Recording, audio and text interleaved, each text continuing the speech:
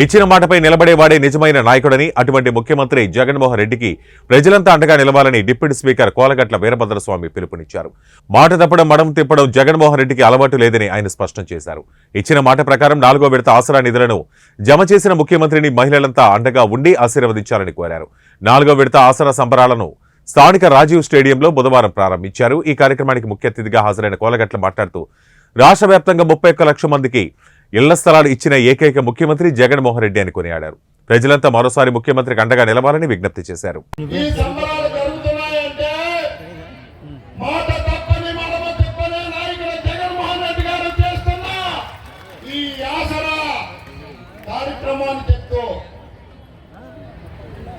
రాజకీయాలు అనేక పార్టీలు ఉంటాయి.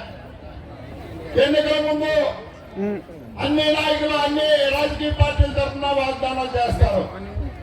వాగ్దానాలు చేసిన అమలు చేసిన వాడే నిజమైన ప్రజానాయకుడు. మనం ఈరోజు ఈ రాష్ట్రంలో ప్రధాన రాజకీయ పార్టీలు 2014 ఎన్నికల్లో తెలుగుదేశం పార్టీ నాయకుడు చంద్రబాబు నాయుడు ప్రజలకు ఇచ్చిన హామీలు నమ్మి ప్రజలు ఓట్లేస్తే ముఖ్యమంత్రి అయ్యారు. 2019 ఎన్నికల ముందు జగన్మోహన్ రెడ్డి గారు చేసిన పాదయాత్రలో ప్రజలకు ఇచ్చిన హామీలు నమ్మి మరలా జగన్మోహన్ రెడ్డి గారు ముఖ్యమంత్రి చేశారు. అయితే 2014లో గెలిచిన చంద్రబాబు నాయుడు ప్రజల హామీలు అమలు చేశారా, 2019 జగన్మోహన్ రెడ్డి గారు అమలు చేశారా అని అడుగుతున్నాం. చెప్పాలి, ఎవరు చేశారు చెప్పాలి.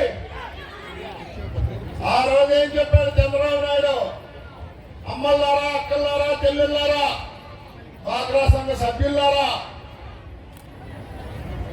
నన్ను ముఖ్యమంత్రి చేయండి, మీకున్న రుణాలన్నీ మాఫీ చేస్తాను, ఒక పైసా కూడా మీరు కట్టక్కర్లేదు, నేనే కడతాను, మాఫీ చేయడమే కాదు మరలా కొత్త రుణాలు ఇప్పిస్తానని చెప్పాడు. ఇద్దరమ్మా ఆ రోజున్న పరిస్థితిలో మహిళ ఆలోచించుకుంది. మా గ్రూపుకి 3 లక్షల లోన్ ఉంది, మేము 10 మంది సభ్యులు ఉన్నాము.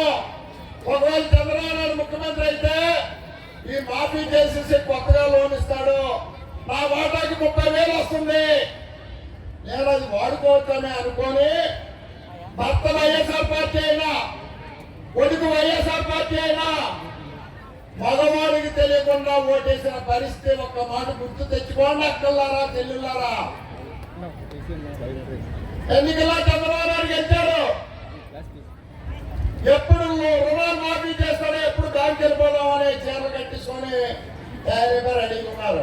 అర్థం కాదు, కొడుకు అర్థం కాదు, మా అమ్మ మా అక్క ఎందుకు టీవీ చూస్తున్నారు నా భార్య అని. ఆ టీవీ చూడటం